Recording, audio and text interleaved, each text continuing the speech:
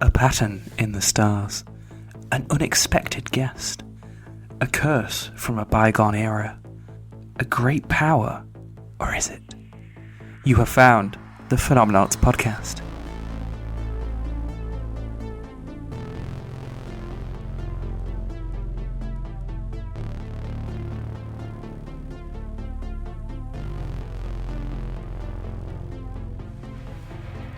Hello, you assortment of proteins and neurons. You have tuned into the Phenomenauts Podcast, a weekly show where we look at the weird, wonderful, and mysterious happenstances of our and occasionally other universes. Taking you on this ride is myself, Dee Barnes, and the ever-amazing Amber Hall. We are a multi-platform podcast, so find us on YouTube, iTunes, Spotify, Transistor. Please do remember to like, follow, share, and subscribe, and download all that lovely stuff. It really does help us out. We're all over the internet. We are. We're everywhere. Yeah, we're getting around. Yeah. So Amber, how's it going? It's going all right. I've got a week off work at the moment, so yeah, just kind of enjoying, just having a bit of free time for once. So strangely, I did do all the research for this episode at work, just like on my lunch breaks and stuff. Nicely done. It was quite nice though, because I got to speak with my colleagues about what we were about to talk about. So that was really nice. That's good. But yeah, I'm looking forward to. We've got Halloween coming up soon, so yeah, it's going to be good. Yeah, it should be a good time. How's things going with you? Not too bad. I'm just coming towards the end of this cold. That's pretty nice. That's always good. Yeah, I feel it. You know what? Because after a while of being ill, you just take it for granted that this is how life is. So as you start to get better, well, it sounds stupid. It's just the little things. Like I woke up the other day and I was like, oh, I'm not quite as sore as I was the day before. This is nice. I have enough energy to go and make my own food. Hooray! Hooray! Breakfast. Breakfast time. I do have a slight sniffle though, so I'm sorry for anyone listening. I'm going to be making some weird ASMR sounds. I'll do my best to keep it down, but make sure you lean right into the mic to do a sniffle. Ugh. Oh, why did we do that? Why did we do that? We have to edit that out. We are going to have to edit that out. Maybe we'll replace it with like a cat meowing or something. Just a nice sound. We got carried away with the bit. Yes. Right. To business. So this week, we thought we'd do Ancient Egypt. Ancient Egypt. A theme which I feel like we've banged on about it for a while and we have wanted to cover it because we do, we've touched on it here and there. I think it deserves its own episode. There's such a rich history and culture. I think it's a really good theme as well because there's so much there that means we can go, let's do an Egypt episode, and then in 3 months' time we might go, let's do an Egypt episode again, because there really is a lot there, and I think it's a very interesting topic. Yeah, like having read through, I just picked a few things that I thought were interesting, but it was this by no means an exhaustive list of. Oh God, no, we've just kind of cherry picked a couple bits, haven't we? Yeah. But yeah, it's something we wanted to do for a while, and we're going to be looking at some strange and mysterious phenomena and some theories and just some generally cool stories we found surrounding, that specific area and region. Just generally relating to ancient Egypt, yeah. Should we just crack on with it in that case? I do believe you wanted to start us off this week, Ambles. No, that's not the case. You've got a primer for us, haven't you? I do have a primer for us. I'm just melting. Don't worry. We did write this. This is one of the examples where we actually did get together to actually coordinate. We actually collabed and coordinated. This is the first time this has happened. I have just put that line in the wrong place. I will go first, after you, Dee. You're just trying to find your place now. Do you want to wing it? Hang on. That kind of was my primer. Oh, if that's the case, then I'll go first then. Yeah? Yeah, I was really confused. She was like, if you've got a primer, I'm like, yeah. And then I'm like, but wait, no, I just read the primer. Wow, I managed to bamboozle you very easily. You really got me then. I was really confused. Right, I'm going to go right in then, because you know what I love about ancient Egypt is all the mythology behind it. To have a whole pantheon of gods, and I think Egypt is a very compelling one. Yeah. So I was looking into that, how do they see, the stars, how do they see gods?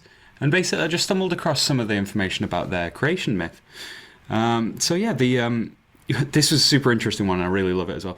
The Great Pyramids of Giza, the Great Pyramids of Teotihuacan, which is a place in Mexico, the Pyramids of Xi'an, which is in China, sorry if I'm mispronouncing that, they are all arranged to mirror Orion's belt. They mirror the arrangement of Orion's belt. So the Native American Hopi village, as seen from the sky, mirrors the Orion constellation. Like the entire place where they live is just matches with the Orion constellation. You see this in a lot of different cultures as well. So according to Egyptian mythology, the god Osiris descended from the constellation of Orion to give birth to mankind. So obviously they've got quite a connection with it. It's believed in the Orion constellation theory that the layouts to the Great Pyramids in relation to the River Nile mirrors the Orion constellation's relation to the Milky Way as it cuts through the sky. So you know the beautiful band of the Milky Way, and then the Orion constellation. You got the pyramids, and then you've got the Nile River where the Milky Way would be. So they basically have mirrored how they have built their most prized, the pyramids, the most highly revered, buildings that are meant to put the pharaohs on par with gods and stuff like that, is aligned exactly the same as what they think as the birthplace of humanity and where they came from in relation to the Milky Way, which is like, I suppose, the river of life in the sky. Yeah. What is odd about this though? So there's the River Nile, and then there's the pyramids, right? They match. That's nice. But they matched the stars as they appeared 10,000 years ago. Ancient Egypt was from around 300 BC all the way back to 3100 BC. So how did they match up the pyramids to the way that the Orion constellation looked 7,000 years before they built the pyramids, before their civilization even began? It's an odd one, isn't it? You want to hear my tinfoil? That has really bamboozled me a little, Do you want to hear my tinfoil hat theory? Ancient progenitor civilization passed information to the ancient Egyptians because the Great Pyramids of Giza were only built around 2500 BC. Perhaps there was ancient aliens or some kind of pre-civilization that had that information and then gave it to the Egyptians, so that, and ancient astronaut theorists believe that they will have done this because when we found out, the pyramids, they match, and then we carbon date them and we go 2500 BC, but the stars weren't like this. Like, we use our mathematics when we become advanced enough, we can track back the trajectory of these stars and go, hang on, they couldn't have known that, so how have they built that? As some kind of like clue for us to uncover. When we become advanced enough to be able to uncover that clue itself, then we're allowed to have it almost. And that's what a lot of, sort of ancient Egyptian alien theorists and all that believe. I mean, I can see that as a hypothesis. It's a crazy out there idea, but... It's a crazy out there idea, but... If aliens turned up and went, yes, that's true, then it would make sense. Yeah, but it would. Obviously, to say that that's true is probably the outrageous thing here. Okay, trivia time. Already, we're what, 8 minutes in and we've got trivia time? Yeah, we'll just kick it off with a trivia time. So in Heliopolis, the creation of existence was attributed to Atum, a self-engendered god, and by that it means the he created himself. Like, the reason why he exists is because he says he exists. He's like the true god. Right. There just is God into this eternal force. Is he like the highest in the pantheon? He was the first one. He was the original. He created everything. All the other gods. Okay. Atum. He's the top dog. So he's the source of all the elements and forces in the world. He began the creation of the world by rubbing one out. All right. Well. Yep. Atum represented both male and female attributes within the sort of like ancient Egyptian belief. So because he's this eternal, all-encompassing god, they contain all attributes, including male and female. Okay. So his hand was female, and thus, through the act of masturbation, created the air god Shu and his sister, the god of rain, Tefnut. Fair enough. So that was just a weird little thing that I uncovered along the way. But there is a little bit about their creation myth. Obviously, they've got quite a connection with Orion, the constellation.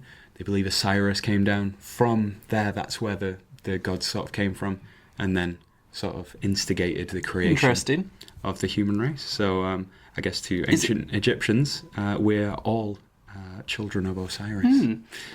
I just thought that was really cool. No, I suppose one question that leads me to it. I was just, as you were saying, I was thinking, why Orion particularly? I'm wondering, is it because it's one of the easiest and brightest and most defined constellations? But you were saying that, it wasn't originally there? Well, it was there. It was just slightly different, but it still would have been roughly in the same area. It still would have roughly had the belt and everything. It's just, if you track it perfectly, there is a slight discrepancy. But I can't remember this exactly, but it was written somewhere when I was researching that Orion is one of the most widely sort of incorporated constellations into religions and cultures and stuff because of its place in the sky. It's not exclusive to a hemisphere. So you can see it low, and then people in the southern hemisphere will be able to see it as well. Yeah. So it can basically be seen from anywhere in the world, at least at some point through the year. All right. So basically, it's in nearly every culture. That's really interesting. So yeah, it's really cool. Yeah, I just thought I'd bring. That was really interesting. What have you got, do you? Well, I've got something a bit different. I'm going to talk about something ancient and mysterious, dating all the way back to the time of the pharaohs. When the pyramids were still crisp white marble topped with gleaming gold. Oh God, yeah, that would have been the case, wouldn't it? Yeah, it would have been the case. It's actually really nice a nice thing to look up. Well, I suppose it's not a nice thing, but what would they have looked? It's like? really fascinating to see how it used to look. Yeah, because we're used to the crumbly old. Yeah, we're used to just the brickwork, but a lot of the images of it from back then, it has like this shining like marble on the outside and then like a gold kind of top. That would have been so cool. Let's redo them up. We want a HD remaster of these bad boys. My brain stopped. I was going to say dramatic pause, but go on. The pharaoh Tutankhamun was entombed within the valley. See, I actually used the full thing this time instead of King Tut. Tutankhamun, the pharaoh, was entombed. Pharaoh Tutankhamun was entombed within the Valley of the Kings. An ancient curse supposedly lay on all the pharaoh's tombs. Yeah, I mean, disturbing a god man, like a demigod. Yeah, pharaohs were... He got a meteoric knife. He did have a space knife. He bust in there. Do you remember? He had it in his Yeah, weapons. He had two. One was made of gold. Ooh, let's steal his stuff. He'll slash you. But yeah, famously, Howard Carter and his team opened up the tomb, back in 1922. Talking quite a while ago. I guess he was a Howard cartographer. Wait, no, that's maps, isn't it? Carry on. Just for these silences, can we maybe edit in a cricket sound? Yeah, sure. We'll just. I'll do that. I'll take that. Cartographer. Ouch. But yeah, he was part of the team. Are you okay over there? Yeah. Go on, carry on. Bruce ego recovering. Yeah, cool. Well, it's not going to help with you focusing on it. Oh, I'm sorry. Get on with it. Yeah. So they opened the tomb, and he sent a messenger home. Carter sent a messenger to his home. And the messenger was reported saying that he thought he heard a faint, almost human cry. And upon reaching the entrance to Carter's home, saw the bird cage occupied by a cobra, the symbol of the Egyptian monarchy. Carter's canary was dead in its mouth, and this apparently is what fueled local rumours of the curse. It's a bit of a strange thing to happen upon as well. Yeah, and there's a snake in my bird cage. Well, this next bit, because this is very well documented. This has been looked into quite a few times. Like a lot of this, I've just kind of pulled directly from sources. But yeah, and Arthur Weigall, a previous Inspector General of Antiquities to the Egyptian government, reported that this was interpreted as Carter's house being broken into by the royal cobra, the same that was worn on the king's head to strike enemies. On the very day, the king's tomb was being broken into. You could argue a bit of symbolism there. Yeah. Do you know what I mean? I always default to the idea that if the locals who respect the traditions and the culture and everything get wind of him doing that, then they might go, he's away all day breaking into our sacred king's tomb. Let's send him a message he'll never forget. We'll eat his budgie. So, sorry, I'm laughing at we'll eat his budgie now. We'll eat his budgie. Yeah, he came home. He thought he heard a human cry, and then he looked, and in the birdcage was a man with the budgie in his mouth. So, I figured the easiest way to just go about this would be to talk about, the deaths that are attributed with the curse. Yeah. That's the thing that kind of makes it a curse, a thing. So George Herbert, 5th Earl of Carnarvon, financial backer of the excavation team, who was present at the tomb's opening, died on the 5th of April 1923 after a mosquito bite became infected. He died 4 months and 7 days after the opening of the tomb. George J. Gould I, a visitor to the tomb, died in the French Riviera on 16th of May 1923 after developing a fever following his visit. Prince Ali Kamel Fameh Bey, I'm hoping I'm pronouncing that right. Prince Ali of Egypt died 10th of July 1923, shot dead by his wife, Marguerite Alibert. Oh, come on, that's not a curse. That his wife shot him. It's a lot of the ones attributed to the curse are incidents of strange behaviour. Wait, if he had kids, then she would have been a mummy. Killed by a mummy. Colonel the Hon, Aubrey Herbert, MP, Carnarvon's half-brother, became nearly blind and died on the 26th of September 1923 from blood poisoning related to a dental procedure intended to restore his eyesight. A dental procedure intended to restore his eyesight? Yep, that's as it's written. And this was in 1923. Okay, makes sense. So, and then... We'll take one of those teeth out. You'll see fine. Don't worry, I'm nearly halfway through this big list as well. Sir Archibald Douglas Reed, a radiologist who x-rayed Tutankhamun's mummy, died on the 15th of January 1924 from a mysterious illness. Sir Lee Stack, Governor-General of Sudan, died on the 19th of November 1924, assassinated while driving through Cairo. A.C. Mace, a member of Carter's excavation team, died in 1928 from arsenic poisoning. Right, this has popped up twice. I'm not sure what this actually is. The honorary... The Honourable. The Honourable Mervyn Herbert. Right. The Honourable Mervyn Herbert, Carnarvon's half-brother, died on the 26th of May 1929, reportedly from malarial pneumonia. Captain the Honourable Richard Bethel, Carter's personal secretary, died on the 15th of November 1929. Died in bed in a Mayfair club, the victim of a suspected smothering. Richard Luttrell Pilkington Bethel, 3rd Baron Westbury, father of the above, died on the 20th of February 1930, supposedly threw himself from a 7th floor apartment. And then Howard Carter himself, who opened the tomb, on the 16th of February 1923 and died well over a decade later, the 2nd of March 1939, of Hodgkin's disease. However, some still attribute his death to the curse. I would have said, if anyone was going to die from a curse, it's going to be... You would, wouldn't you? The top guy. You would immediately. You would very much assume that it would be the person who is responsible for it. Unless it was trying to torment him, like all your friends die, and that it's coming for you eventually. Well, yeah. Living hell. Yeah, who was the top guy, the first guy that you said? I'm about to come back to him right now. So, Lord Carnarvon. Lord Carnarvon? George Herbert, 5th Earl of Carnarvon. They've all got such grandiose titles. I'd love this. I'm just Amber. Well, yeah. Well, we're going to focus on Lord Carnarvon. You're not just Amber. You're much more than just Amber. But I'm just Harry.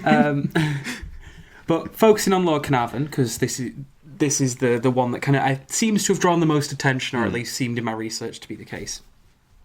And don't worry, these are related. Yeah. The famous author Arthur Conan Doyle, writer of Sherlock, attributed the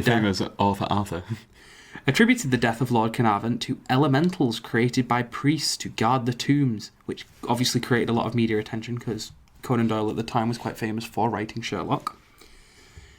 Another famous author of the time, Marie Corelli, wrote a letter published in the New York Magazine which quoted an obscure book that stated severe punishment would follow any intrusion to a sealed tomb. It was just quoted from a obscure book, apparently, and published in the newspaper, but with her being quite a respected author. The obscure book. Now I'm interested. I tried to find it, but it's lost to the ages. Seemingly. Or I didn't look hard enough. What's his name? George Herbert? Carnarvon, that guy. Lord Carnarvon? Yeah, George Herbert, yes. I remember being told that one. That's the only one that really rung a bell, which was apparently he had a mosquito bite in his face. And he was shaving, and he cut the top of it. Yeah. and then he got an infection. I'm going to talk about it a bit later on. I remember as well, being terrified that I would get a midge bite on my face, and then I would be like shaving, and I would be like a kebab, just like wow, just peeling the top off like a potato. But yeah, then Arthur Weigall reported that 6 weeks before Carnarvon's death, he had watched the Earl laughing and joking as he entered the king's tomb, and said to a nearby reporter, "I give him 6 weeks to live." He's laughing, he's joking. You know that guy over there? 6 weeks. He's laughing and joking near a tomb. Like, they've opened this big ancient tomb and he's just kind of, giggling and making jokes. And it's like, this is kind of someone's grave, though. Yeah, I suppose, yeah. If they went, we found Jesus' remains, and they, dig it all up, and then someone's just like, I don't know, getting drunk near it or something, you go, come on, have some respect. Now, here is where we get down to, like, the facts of the matter. Let's get down to business. Because the thing is with those lists of deaths is a lot of them are situations where, that seemed uncanny or, were people who were related to the team that were involved in the excavation or things that, were odd. I figure mysterious illnesses, there's a couple of them in the year and the following year. And, those ones, I go for those. But, like someone just being smothered 8 years later, I go, wow, that just can't happen. The thing I draw attention to as well is given the time where it was, you've got two famous authors putting out in big publications about this very specific thing. What, about the curse? Yeah. Or at least to generate... It generates attention towards it. You've got Conan Doyle. It's compelling, yeah. Yeah, who is, writer of Sherlock, a big thing of mystery and intrigue. And yeah, so if you find out that a load of people who have opened this absolutely, the most famous... tomb to have a grace history at that point, I suppose.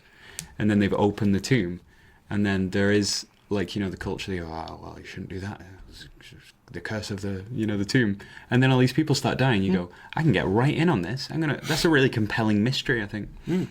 Well, the medical journal The Lancet, quite well regarded, after multiple sources concluded After multiple sources, did a lot of research and tests and studies, the conclusion was that the death was the result of toxic fungi exposure, which contributed to Lord Carnarvon's demise. See, now we're talking. Because it is pointed out in that article in Lancet that the Earl was one of a large group to enter the tomb, but the others didn't end up with the same illness. They didn't also end up dying. Not all of them. Some of them did, but not immediately in the same way that he did. Yeah. Yeah. And the cause being, and this is the medical definition, pneumonia supervening on erysipelas, I think is the way to say that, which is a staph infection. Erysipelas. Yeah, it's a staphylococcus infection. Okay. Yeah, because MRSA is staph. Yeah, and those were thought to be, some of the many complications that led to his multiple organ failure that killed him. Although, I like the idea that, how do you make people think that your tomb is cursed? Well, as they're sealing it up, just chuck a bunch of dangerous bacteria in there, or dangerous fungi. Well, you could argue that, in a way, because it's just a sealed off thing, filled with, with human remains and decaying matter and things like that, because they, put a variety of things in a tomb, and it's sealed up. It kind of is cursed. The minute you open that stuff that hasn't been around for hundreds of years, potentially could come out of there. Yeah, because if his tomb's been closed for thousands of years, you got bacteria from thousands of years ago. So you, in a way, you could argue that in itself is a curse. Not like a magic curse, but you open that, you'll walk in, you're breathing this stale air, and all these spores get into you, and they just start screwing. There's actually a photo, and we can drop it in because you've just reminded me it exists, of them all sat in, I think it's one of the Ramses tombs, at a dinner table eating dinner. King Ramses II. I can't remember which. It better be King Ramses II, my favourite one. But yeah, there's literally sat in a tomb with a full, table and chairs set up. They're playing beer pong just on the sarcophagus. Wow. And a study did show that of the team of 58 present when the tomb and sarcophagus opened, only 8 died within a dozen years. The others were still alive at the time of that particular study. So possibly selection bias. depending on who we've chosen to look at. Still, no, there's a lot of deaths. Well, this is one thing that I would not personally rule out that it's not perhaps a fungal agent. Spores can last for a long time from fungi. Well, it's one of those. Howard Carter himself was actually really dismissive towards the curse itself. Well, he's a scientist. He thought it was a load of rubbish. Actually quoted with saying it was Tommy rot. Tommy rot. Horse feathers.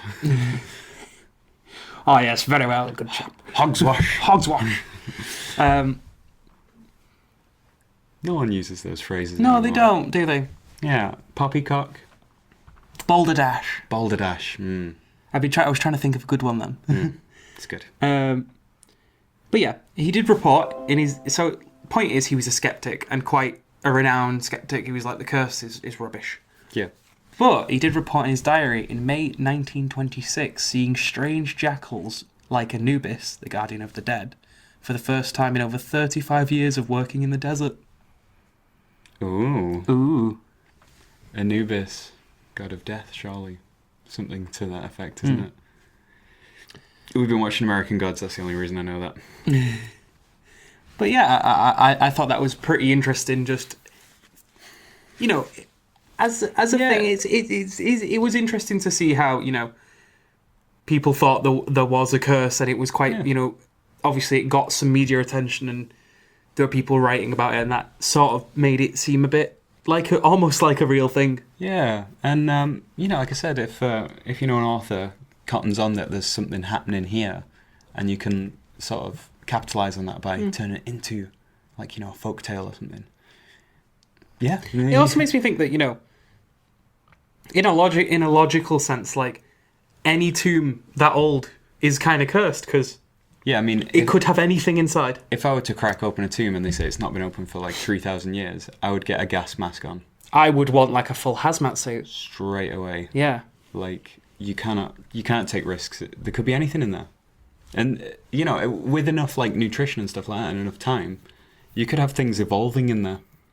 Like they just go, we're growing, there's a lack of certain things, we evolve over generations.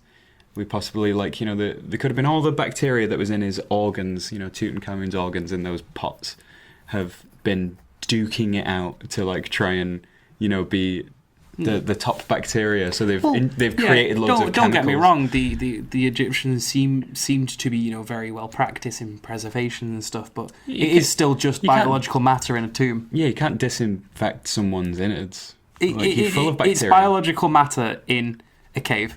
Yeah.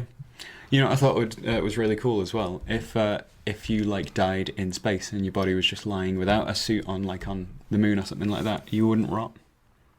Because you just freeze, wouldn't you? The bacteria can't do it. It's just not suitable for them to live there. Which I just thought was strange. I'm like, you just preserved. I suppose it makes sense though. Yeah. But yeah, I suppose. Do you have any closing thoughts on that one at all? Well, you know what? It's nice. That's a proper spooky, mysterious one. I know, you know, we've done like ghosts and things like that, but to do like a Curse of the Mummy's tomb, classic story. It was very much I liked the cliche, and I was like, I actually want to know. I want to know where this comes from. No, it's very cool. And even though, you know, it seems relatively debunkable, and it's very much people have put things together and put 1 and 2 together and maybe sometimes found 7 and stuff like that, but I thought it was a fun read. It was weird to see how it had become a thing. It's interesting, and having known generally about that topic, to have learned about the details is quite interesting. I like that. Going from intervention from the beyond to intervention from the above. Intervention. Why can't I say intervention? Intervention. Well, yeah, I mean, so the thing is, you know, you've got stuff like classic, the Curse of the Mummy's Tomb. You've got stuff as well, which I think people will be aware of, is a lot of people argue that aliens built the pyramids or helped build the pyramids. You know, that kind of thing. It has been said many a time, yeah. Ancient aliens. So I did touch on it when I was doing the first section, but I do have some notes which, so this was nice talking about this with a co-worker of mine. And I thought it was just quite a nice, interesting conversation to have. So it was, generally, we were just having a discussion about why people think that it must have been aliens that why do aliens have to have been involved in the building of the pyramids? I know we're not really sure how they did it, and we don't seem to be able to do it ourselves, but why does that mean that it's aliens? It just seems very strange. So basically, the techniques used to build the Great Pyramids of Giza don't seem to be replicable today with our technology.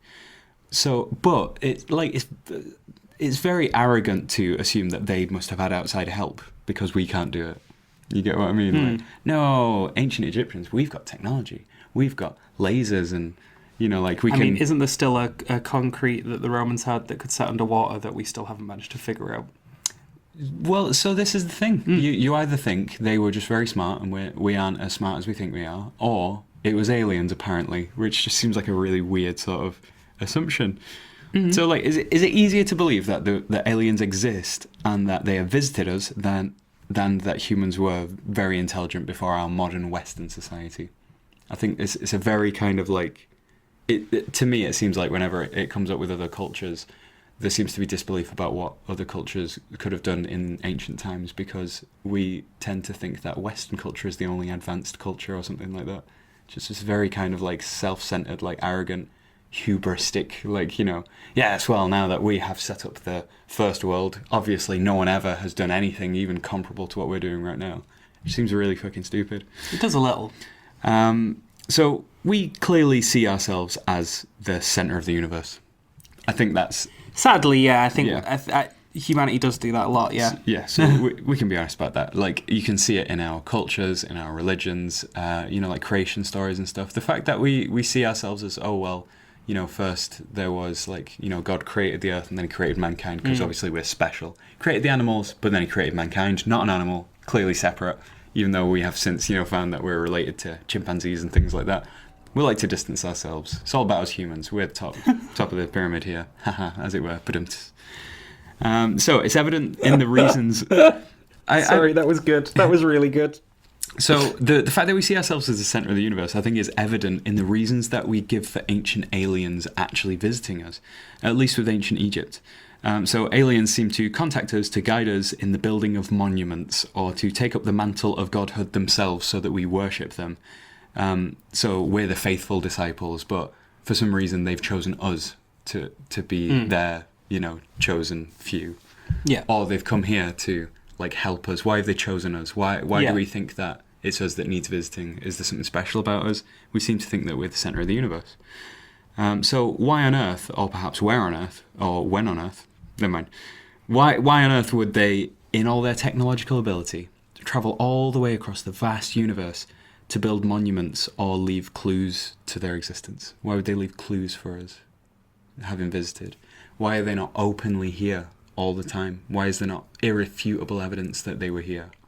Why would they leave clues? Why would they come and then leave? I suppose one on that, just kind of reminded me of what you were saying earlier about, perhaps the idea of precursor races and things like that. Perhaps something that was setting things up, and it's like, preparing almost. And you were saying about, maybe it is the whole Orion's belt thing, and then if people can... They're going, by the time you are able to even uncover this, because you need a certain technological level to understand how this has been built, then you will have reached a point where you're starting to be okay to be able to discover us, that kind of thing. Yeah, and maybe it could be part of that. I like the idea, and I do have a little bit about that, because... Oh, sorry. that's one of my favourite points when it comes to this argument, because obviously I think God's coming and just going, we are alien gods, worship us. I'm like, nah.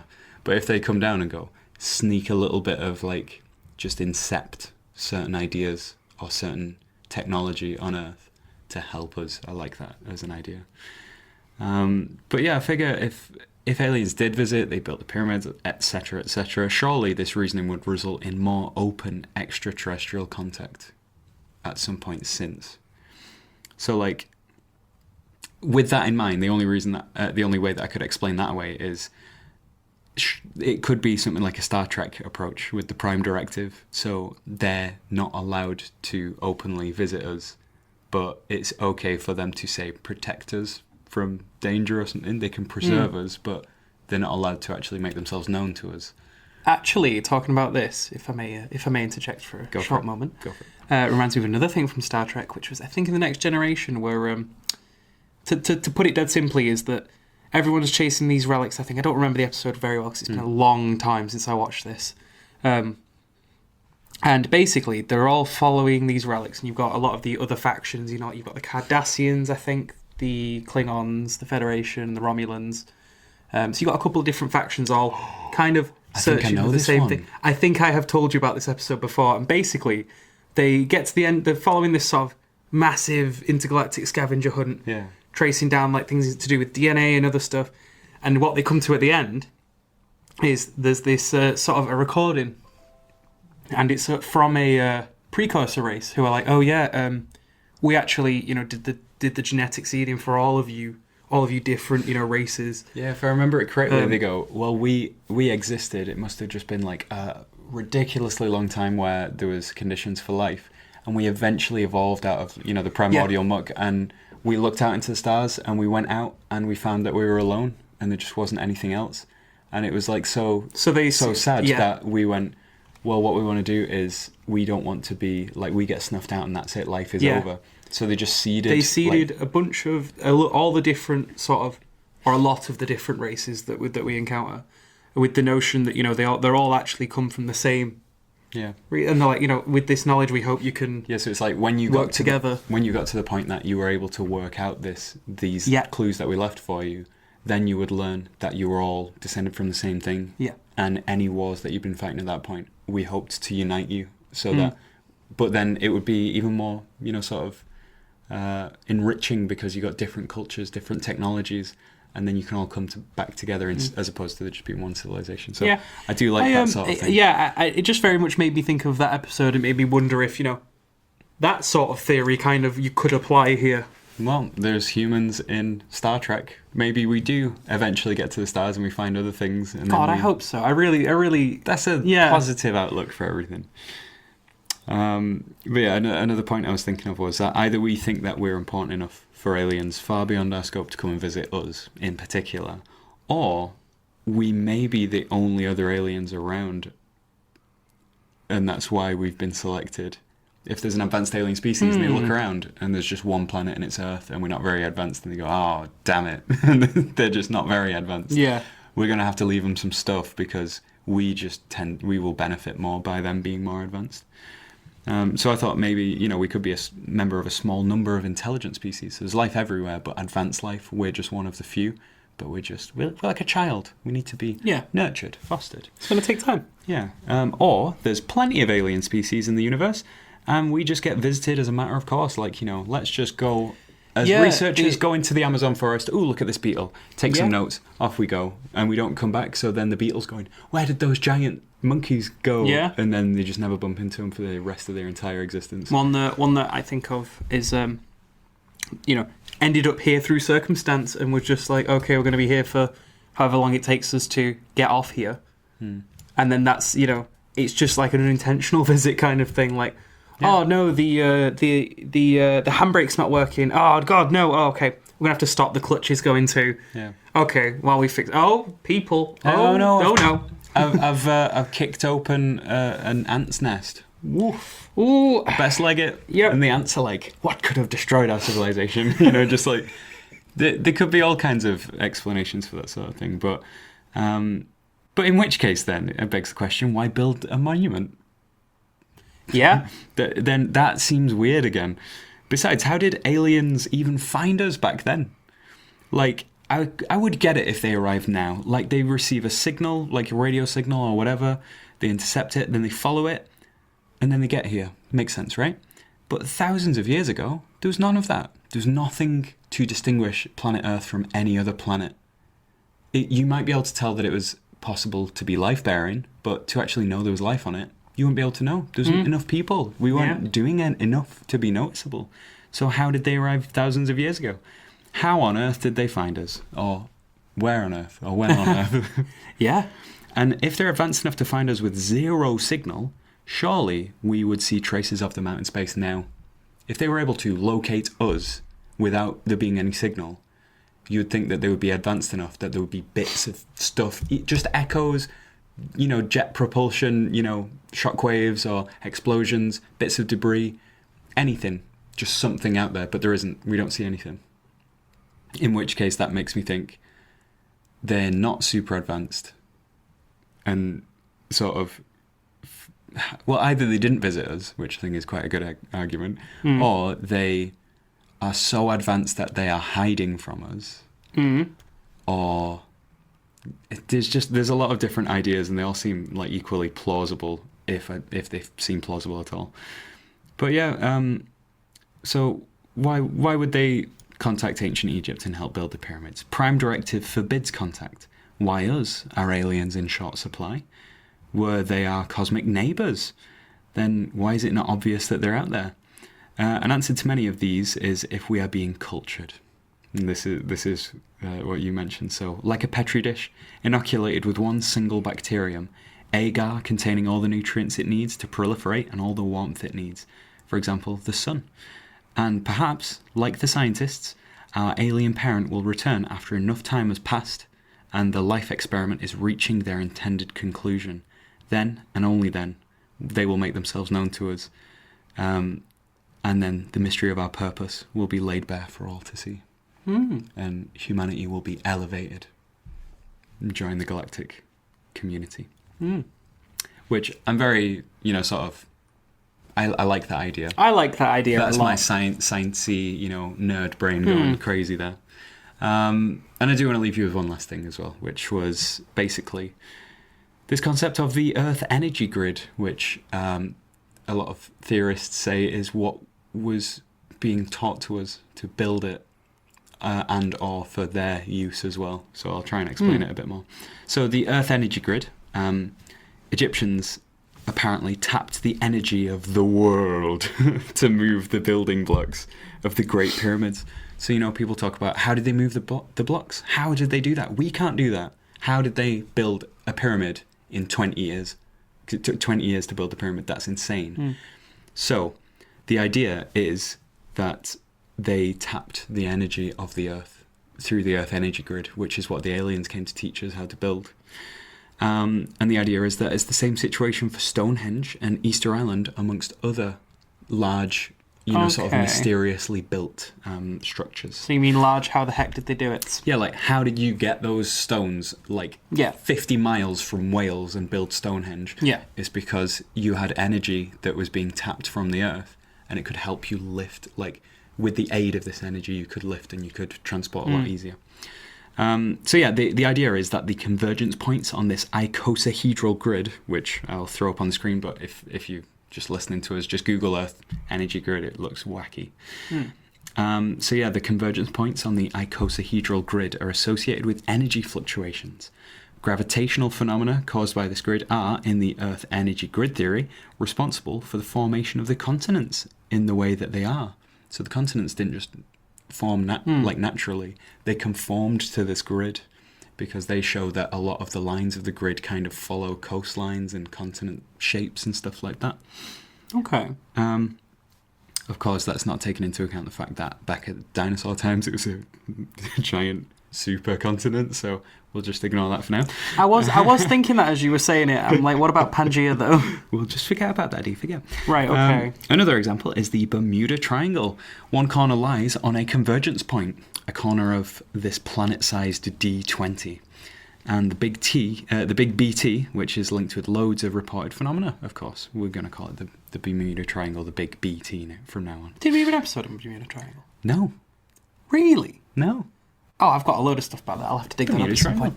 Well, here we go. Touched on it. We'll put a pin in it. So, theorists posit that the giant stones used for the Great Pyramids were lifted with the aid of the energy of the world, an energy that ancient aliens came to show us, or possibly for themselves to use when they return. Oh. So there you go. Yeah, you build that. We're going to leave. Like the Rick and Morty thing where you create a universe, you teach them how to use a certain type of energy, and then you just use the energy. So they told us to do whatever we're doing right now. We might not even know what it is that we're doing, but we're generating energy for aliens to tap. That's a terrifying thought. Yeah. It's just like we'll get a hamster to run in a wheel, or we'll get some horses to pull the carriage. They don't really get what's going on, but it doesn't matter. So they just get, humans, build pyramids. Perfect. And then they just come and take the energy. So, idea 1. Aliens came and helped ancient civilizations build these monuments to harness the bountiful energy of the Earth in order to foster our growth. Or idea 2. Aliens came and helped ancient civilizations build these monuments in order for themselves to harness the bountiful energy of our Earth, which is why, for example, there are more UFO sightings in the big BT. Or idea 3. Aliens came and helped ancient Egyptians build the pyramids because, yeah, boy, we're here being gods and ting. Just like, wouldn't you do that if you were? That's the title. Yeah, boy, we're being gods and ting. Yeah, that's the new title. So, imagine if you, perhaps had a spaceship or something. You're flying out. You fold in space time and stuff. You can just travel to another solar system, and then you find medieval people, and you go, oh, I have technology and stuff. So you come down and you go, haha, and you do magic tricks, and they go, wow, are you a god? And you go, yes, worship me. And they bring you gifts and sacrifices, and you're like, possibly it was just one alien mucking around, and they've been told off, and that's why no one's come back, because they're like, you're not supposed to interfere with it. Oh no, the clutch went. Oh god, I'm gonna have to fix this. This is gonna be a pro. They're gonna. Oh no, they've seen me now. Oh well, I'm gonna have to just pretend to be a god, haven't I? Although I do like the idea that aliens came here to build a petrol station. Well, when you put it like that, we revere them as gods. They just dip in for fuel from the Earth energy grid every now and then. Boy. Sure, we used a bit of the energy to lift the stones so high for Stonehenge, but the real well of power is reserved for those spaceships just coming in, docking, taking some energy, flying off. And then eventually they'll demolish us for a hyperspace expressway. Ah, yes. I have no sympathy at all. And then they just demolish the Earth. That was an impressive. I like that reference. That was good. Yep. So, from pyramids to aliens, but before that, a section of things we like, because I almost forgot it again. Oh yeah, even though it's right in front of me in my notes. I would have given you a nudge. It's all good. Oh, God, I caught that one. So nice stuff we like. Amber, do you want to kick us off? Nice stuff that I like. I'm trying to think about it now, because to be honest, it's eluded me. Okay, do you want me to jump in first? Please. Sure. So, in thinking of nice stuff I like, I actually just thought of a funny story that I actually really do like the result of, so I feel like I'm going to tell you that because it actually happened earlier today. Okay. So I was tidying my room earlier and attempting to move some furniture about and just giving it a good old clean, the usual. And basically, in trying to move furniture, the side panel of my desk fell off. Okay. And the resulting strut that held that to the other side of the desk also fell off. Okay. And I'm sat there going, oh no, my desk is broken. This is terrible. But the thing is, it's a cabinet on the left. Mm-hmm. With just sort of a plank of wood and then a support on the right side. Okay. Simple. So, actually, the top of the desk was in fact fine and just needs a support. So I've just wedged something at the back of it for now, but I can just put a single leg there. But the result has meant I have more leg room and I have more space. You just smashed your desk in. So I accidentally broke my desk, but in doing so, I've upgraded it. Yeah. And I thought that was really entertaining a story, to be honest. I was just like, because there was a moment where I was stood there like, oh no, the desk is broke. Oh God, I don't know if I can fix that. Oh no. And then I was like, oh wait, no, the desk is just completely fine. Oh no, the desk is broke. In fact, it is not only fine, it is somewhat better than when it started the encounter. It has been despite being less so. Upgraded. Exactly. So I suppose that's my nice thing I liked. Yeah, well, to be honest, trying to think about it, the only thing that could come into my mind is just that I started picking up Destiny 2. I don't know whether I already talked about this in last week or something, but yeah, the Destiny 2, there's a free-to-play version. If I've already spoken about this, just stop me whenever, but... I mean, I can't remember, and this is the bit you can just say where you can say whatever you like, even if it is a repeat. Because I'm pretty sure I repeated myself the other week anyway about magic stuff, so yeah. You say whatever makes you happy. So Destiny 2, I really enjoyed Destiny 1. It's mechanically really fun to play, so I just kind of jumped into, free roam on one of the planets. And there was a couple of people on there, we just went around, we did some strikes and things like that. Nice. And I was just like, all of a sudden, I've got the best gear from when I was playing Destiny 1. And then all of a sudden I'm thrust in and they go, yeah, the minimum level, we just give you equipment at the level higher than what you've got right now. So I'm like, oh, I don't have to do anything. And any item that I pick up is better than what I'm already wearing. So I just started taking off, changing my armor, changing my guns. And nice. They've added new classes of guns like bow and arrow and stuff. I didn't know they had that. So it was like, you just got a bow and arrow, and I'm like, that's really, really cool. No, I do want to revisit that game because I played it a fair bit not long after launch. Because I was a relatively big fan of Destiny 1. And so I will have to give it another go again soon, given that, now that it's free to play, more people are playing it. And, I'm playing it, so, I'm really cool. Exactly. And you are good. very cool. I'm cool and good. Cool. So that's how it is. I'll have to get a fire team going. Oh, is that what it's called in Destiny? Yeah, fire team. Yeah. 3-person fire team. Yeah. So there you have it, folks.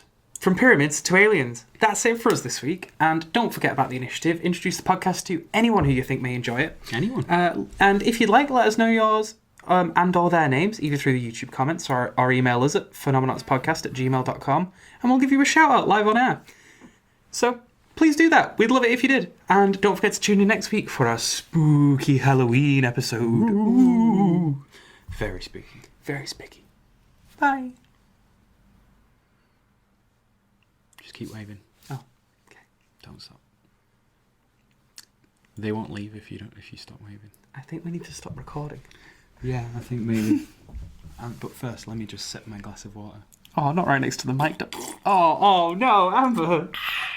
This is how it's truly done.